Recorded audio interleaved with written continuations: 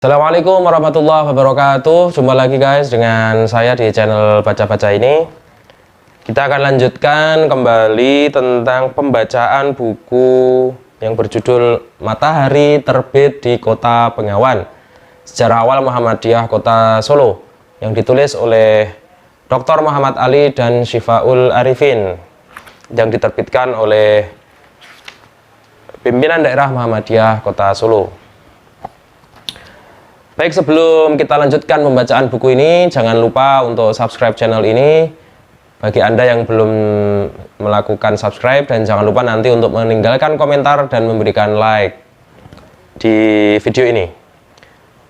Baik, kita kemarin telah sampai pada bagian 1, kita akan lanjutkan pada bagian kedua tentang transformasi gerakan. Kita akan baca terlebih dahulu kali ini untuk bab 1, Solo Panggung Gerakan. Membicarakan kota Solo di lingkup politik nasional ada istilah yang sering disebut aktivis politik. Solo adalah sumbu pendek dan barometer politik nasional. Pendapat ini dikaitkan dengan kerusuhan yang terjadi di Jakarta, Solo, dan berbagai kota lain di Indonesia. Jika Solo aman, tidak terjadi apa-apa, maka Jakarta dan kota lainnya aman. Kalau Solo ribut, keributan itu akan cepat menyebar ke daerah-daerah lain. Kerusuhan di Jakarta tidak akan gampang menyebar ke daerah. Sebaliknya, kerusuhan di Solo akan dengan cepat menyebar ke Jakarta atau daerah lain. Penulis tinggal di Solo sejak tahun 1993. Awalnya agak skeptif dengan pendapat ini. Apa pentingnya kota dengan penduduk tidak sampai 1 juta jiwa? Memang banyak pejabat negara berasal dari Solo. Solo juga memiliki 2 kerajaan, yaitu Keraton Kasunanan Solo Hadiningrat dan Pura Mangkunegaran. Namun, apakah itu cukup untuk menggambarkan kebesaran Solo di tingkat nasional? Kalau bicara Solo saat ini, nama kota tersebut belakangan makin terkenal. Joko Widodo atau Jokowi, pengusaha mebel yang tinggal di Sumber, Banjarsari, kini memimpin Indonesia. Dia adalah mantan wali kota Solo yang kemudian meloncat mengadu peruntungan politik di Jakarta. Karirnya meroket setelah jadi gubernur DKI dan kemudian menjadi presiden ke-7. Siapa yang tak kenal Jokowi, semua pasti akan menyebut Solo sebagai daerah asal Jokowi. Dampaknya, orang-orang ingin tahu bagaimana sih Solo yang pernah dipimpin oleh Jokowi. Orang luar kota berbondong-bondong ke Solo. Namun bagi saya tak lengkap jika membahas kota Solo dengan melupakan sejarah kota batik ini. Sejarah kota Solo adalah bagian dari sejarah perjalanan negeri ini. Solo adalah salah satu poros pergerakan nasional. Ada Serikat Dagang Islam yang didirikan Saman Hudi di Lawean, lalu sejumlah pergerakan yang dimotori orang Solo yang berpengaruh besar terhadap pergerakan nasional. Dunia pergerakan di Solo juga tak lepas dari Muhammadiyah. Saya membaca sejumlah buku sejarah pergerakan kota Solo pada awal abad 20. Muhammadiyah dan tokoh-tokohnya disebut-sebut memberi kontribusi dalam dinamika pergerakan. Tengok saja penelitian Takashi Shiraishi yang dibukukan dalam zaman bergerak radikalisme rakyat di Jawa 1912 sampai 1926. Beberapa kali Muhammadiyah Solo disebut. Tak hanya itu, tokoh-tokohnya menurut Takashi juga aktif dalam pergerakan nasional. Kesadaran berserikat. Haji Saman Hudi gelisah, usaha batiknya maupun pengusaha Solo kebanyakan sering mendapat gangguan. Solo dikenal sebagai salah satu kota batik. Pengusaha kebanyakan berada di Lawean, dan Lawean walau ada juga usaha lain di luar daerah itu. Mereka gerah karena pada awal abad 20 itu banyak terjadi pencurian kain batik yang dijemur. Pelakunya adalah kecu atau kecu, istilah untuk para pencuri dan pencoleng saat itu. Anak muda saat ini bisa jadi tak mengenal istilah kecu. Akhirnya Saman Hudi dan pengusaha batik Solo membuat Rekso Rumekso. Secara sederhana, organisasi ini melakukan kegiatan berupa ronda atau ronda keamanan untuk melindungi para pengusaha batik dari pencurian dan hal-hal yang merugikan lainnya. Namun tidak hanya berhadapan dengan kecu, Rekso Rumekso juga sering berkonflik dengan organisasi serupa yang dimiliki pengusaha Tionghoa di kota Solo yang bernama Kong Sing. Beberapa kali terjadi perkelahian antara pengikut kedua kelompok ini, padahal Saman Hudi sebelumnya adalah anggota Kong Sing. Awalnya Saman Hudi dan para saudagar di Solo bergabung dengan Budi Utomo. Budi Utomo adalah perintis organisasi modern di kalangan Bumi Putra. Pengurusnya kebanyakan para ningrat. Ada juga saudagar seperti Saman Hudi. Di Solo, Saman Hudi turut mengorganisasi Budi Utomo. Anggota organisasi itu di Solo mencapai 800-an orang. Namun, saudagar Tionghoa yang tergabung dalam Kongsing menawari Samanhudi masuk. Ringkas kata, Samanhudi bergabung dengan Kongsing. Menurut Takashi, Kongsing adalah perkumpulan tolong-menolong yang tidak terbatas pada pemakaman dan pesta, tetapi juga untuk perdagangan, perkelahian, dan pembalasan dendam. Banyak orang Jawa yang masuk, bahkan kemudian jumlahnya lebih banyak daripada orang Tionghoa itu sendiri. Pada perkembangannya, orang-orang Tionghoa dianggap arogan terhadap orang Jawa yang jumlahnya lebih banyak. Akhirnya, Samanhudi CS keluar dari Kongsing, lalu membentuk Rekso Rumekso. Perkumpulan ini hampir sama dengan Kongsing. Tugasnya adalah ronda keamanan. Pada saat itu sering terjadi pencurian oleh kecu terhadap batik-batik yang tengah dijemur. Tak hanya itu, persaingan antara saudagar Jawa dan Tionghoa pun makin meningkat. Terjadi sejumlah perkelahian pada akhir 1911 hingga awal 1912 antara Kongsing dengan Rekso Rumekso. Beberapa kasus perkelahian ini yang menyebabkan polisi Hindia Belanda turun tangan. Mereka menyelidiki kedua organisasi itu. Rekso Rumekso terancam dibubarkan karena belum memiliki badan hukum. Mereka juga tidak memiliki anggaran dasar. Karena itulah teman dekat Samanhudi yang bernama Joyo Margoso meminta bantuan Marto Darsono yang pernah jadi redaktur majalah Medan Priyayi. Mereka meminta Tirto Adisuryo, pemimpin Medan Priyayi, untuk membuatkan anggaran dasar. Tirto saat itu tinggal di Bogor, mengelola Medan Priyayi, dan telah membentuk Sarekat Dagang Islamiyah atau SDI juga. Menurut Takashi, Marto Darsono terkadang menyebut Rekso Rumekso merupakan cabang SDI Bogor agar aman dari penyelidikan polisi. Lalu Tirto datang ke Solo, membantu Samanhudi dan Marto Darsono untuk membuat anggaran dasar. Rekso Rumekso akhirnya menjadi Serikat Dagang Islam atau SDI pada 9 November 1911. Dalam pengantar pembukaannya ada kutipan menarik. Sekarang ini adalah zaman kemajuan. Semboyan kita tentang perjuangan untuk mencapai kemajuan tak boleh hanya menjadi omong kosong saja. Untuk itu kami memutuskan membentuk perkumpulan Sarekat Islam. Takashi menyebut ada perbedaan antara SDI yang dibuat di Solo dan SDI yang dibuat di Bogor. Memang terkadang orang menyebut SDI di Solo merupakan cabang dari SDI di Bogor. Samanhudi menjadi presiden pertama SDI, Joyo Margoso sebagai sekretaris pertama, Harjo Sumarto menjadi sekretaris kedua, bendahara dijabat Kartowiharjo, dan Tirto menjadi penasehat. SDI yang kemudian berkembang menjadi Sarekat Islam, kemudian berkembang pesat. Organisasi ini juga mengenalkan istilah pemogokan hingga boikot terhadap produk warga Tionghoa. Anggotanya harus mengikuti aturan organisasi, seperti melawan pencurian, tidak melanggar syariat seperti berzina atau meminum alkohol. Tak hanya menjadi organisasi pedagang, anggota SI juga berasal dari kaum petani hingga buruh. Dalam waktu singkat, jumlah anggotanya berkembang. SI mengorganisasi pemogokan buruh hingga petani yang tak mau ikut tanam paksa. Di Solo saja, anggotanya mencapai 35.000 orang. Padahal jumlah laki-laki warga Solo mencapai 600.000 orang, termasuk orang Belanda, Indo, Tionghoa, Arab, dan anak kecil. Jadi hampir semua wong Solo ikut SI. SI juga berkembang ke berbagai daerah di Jawa Tengah, Yogyakarta hingga Jawa Timur. Ibaratnya SI identik dengan Samanhudi. Pada pengurus pusat SI ada nama Kiai Haji Ahmad Dahlan, ketua Muhammadiyah yang menjadi khotib amin SI. Sikap keras SI membuat Residen Hindia Belanda berang. Akhirnya pemimpin SI ditangkapi. Kantor pusat organisasi kemudian dipindah ke Surabaya. Saat itulah pamor SI di Solo mulai berkurang. Apalagi setelah sentral SI dipindah dari Solo ke Surabaya. Hos Cokro Aminoto memiliki peran besar dibandingkan Samanhudi ketika CSI dipindahkan ke Surabaya. Salah satu anggota SI adalah Haji Misbah. Dia juga aktif di Insulinde, pengganti Indische Partei. Dia juga aktif di Inland Journalistenbond atau IJB yang dipimpin Marco Kartodikromo. Haji Misbah adalah anak pedagang batik yang lahir di Kauman pada tahun 1876. Rumahnya sekarang sudah tidak ada, namun diperkirakan di seberang Rutan Solo. Takashi menggambarkan Misbah sebagai mubalik berpendidikan pesantren. relatif tidak dikenal di kalangan pergerakan, tidak dapat membaca bahasa Belanda, tapi mampu berbahasa Arab dan tidak memiliki teman-teman Belanda. Hal ini berbeda dengan tokoh pergerakan lain yang biasanya berpendidikan dan mampu berbahasa Belanda dan memiliki kolega orang-orang Belanda.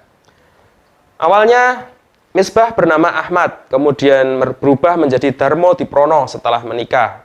Setelah menunaikan ibadah haji, namanya menjadi Misbah. Sebagaimana orang Kauman, dia adalah pedagang batik sukses. Untuk penggambaran sosok Misbah, dalam Korban Pergerakan Rakyat Haji Misbah September 1924, Marco menulis sebagai berikut. Waktu kami mengeluarkan surat kabar mingguan dunia bergerak di Solo pada tahun 1914, ialah official organ dari Inland Journalistenbond. Kami kenal dengan HM Misbah karena dia anggota dan langganan dari persyarikatan dan surat kabar tersebut. Pada waktu itu dia seorang Islam yang berniat menyiarkan keislaman secara zaman sekarang, membuat surat kabar Islam, sekolah Islam, berkumpul-kumpul merembuk organisasi agama Islam dan hidup bersama. Dalam tahun 1915, HM Misbah menerbitkan surat kabar bulanan Medan Muslimin. Nomor 1 tahun pertama surat kabar itu tertanggal 15 Januari 1915. Pada saat itulah langkah yang permodalan HM Misbah masuk ke dalam pergerakan dan memegangi bendera Islam. Di mana-mana tempat dia membuat propaganda Islam dan suka beramah-ramahan kepada semua orang. Di pemandangan Misbah tidak ada beda antara seorang pencuri biasa dengan seorang yang dikatakan berpangkat. Begitu juga di antara rebana dan kelenengan, di antara mbok haji yang bertutup muka dan orang perempuan yang menjadi kupu-kupu malam, di antara orang-orang bersorban cara Arab dan berkain ala cara Jawa. Dari sebab itu, dia lebih gemar memakai kain kepala daripada memakai peci Turki atau bersorban seperti kebanyakan orang yang disebut haji. Tempo-tempo kalau perlu Misbah berkerumun-kerumun dengan anak-anak muda, sama mendengarkan kelenengan yang disertai suaranya tanda nembang yang amat merdu. Buat memberi tontonan gending, Misbah belum lupa. Dalam kalangannya anak-anak muda, dia menjadi teman melancong. Begitu juga di dalam kalangan wayang orang, dia lebih dihormati daripada direkturnya. Dari sebab itu, di mana-mana golongan rakyat Misbah mempunyai kawan untuk melakukan pergerakan. Tetapi di dalam kalangannya, orang-orang yang mengaku Islam dan lebih mementingkan mengumpulkan harta benda daripada menolong kesusahan rakyat, Misbah seperti harimau di kalangan binatang-binatang kecil. Karena dia tidak takut lagi mencela kelakuan orang-orang yang sama mengaku Islam, tetapi selalu menghisap darah teman hidup bersama. Misbah sangat dekat dengan Kiai Haji Ahmad Dahlan. Saat itu, Kiai Haji Ahmad Dahlan tergolong orang yang sangat terkemuka di Solo. Tak ada organisasi seperti Muhammadiyah yang dibawa Dahlan di Solo. Yang sama dari Kiai Haji Ahmad Dahlan maupun Misbah adalah membawa Islam yang berkemajuan. Misbah menggunakan Medan Muslimin dan Islam Bergerak sebagai organ untuk mengajarkan Islam yang maju, sedangkan Kiai Ahmad Dahlan menggunakan organisasi Muhammadiyah. Saat menjadi pemimpin redaksi Medan Muslimin, Misbah menulis artikel Seruan Kita. Tulisan itu menggambarkan pikiran dan tindakan Misbah. Hal itu dapat terlihat saat ia membentuk Sataf, hingga dia ke kiri-kirian. Berikut pemikiran Misbah dalam Seruan Kita. Medan Muslimin itu suatu pesawat kita kaum muslimin guna meyakinkan tentang keluasan agama Islam. Akan tetapi kendati kita tahu yang agama kita Islam itu suatu senjata kemanusiaan kita, maka kalau pengetahuannya tidak kita jalankan, boleh kita bilang yang Medan Muslimin sia-sia saja. Sedang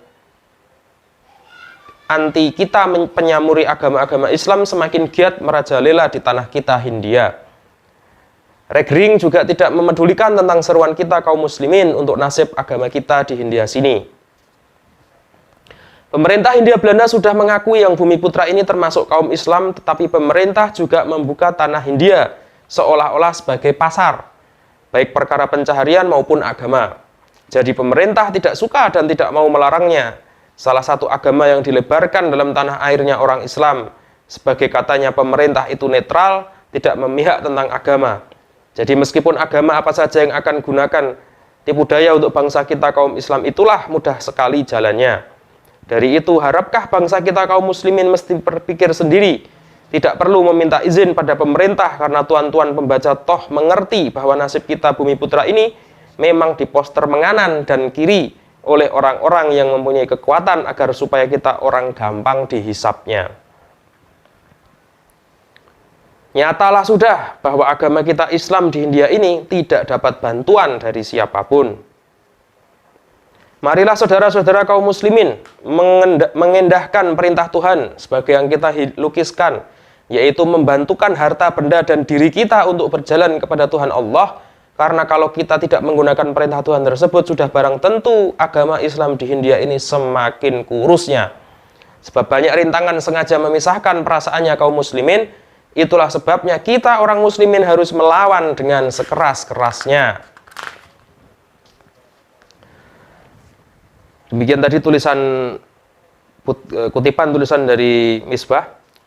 Pada 1918, Marto Darsono menerbitkan tulisan seorang guru yang dekat Joyo Dikoro dalam Jawi Hisworo.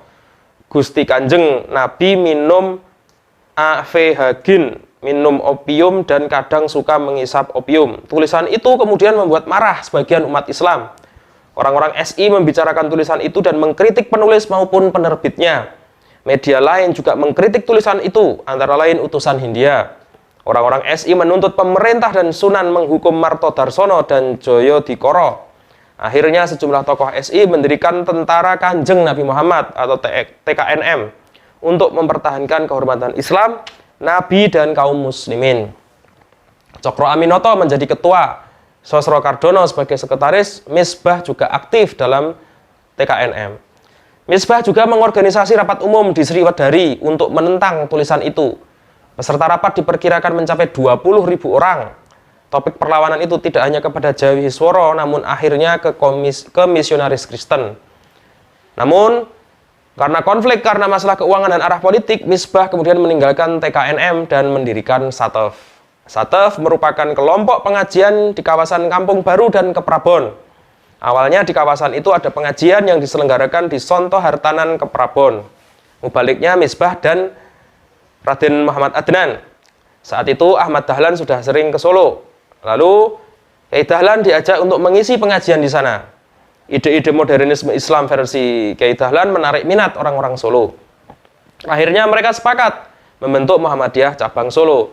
Sayangnya aturan pemerintah Belanda belum membolehkan Muhammadiyah berdiri di luar kota Yogyakarta. Untuk menyiasatinya, orang-orang Solo membentuk Satef yang merupakan salah satu materi yang diajarkan oleh Kiai Haji Ahmad Dahlan. Misbah menjadi ketua Satef, lalu wakil ketua Darso Sasmito, sekretarisnya Harso Lumekso, dan masih ada tokoh-tokoh lain seperti Kusain, Harun Rashid, Kiai Mohtar Bukhari, Ahmad Dasuki, dan lain-lain. Kusain adalah Huf Redaktur Islam Bergerak.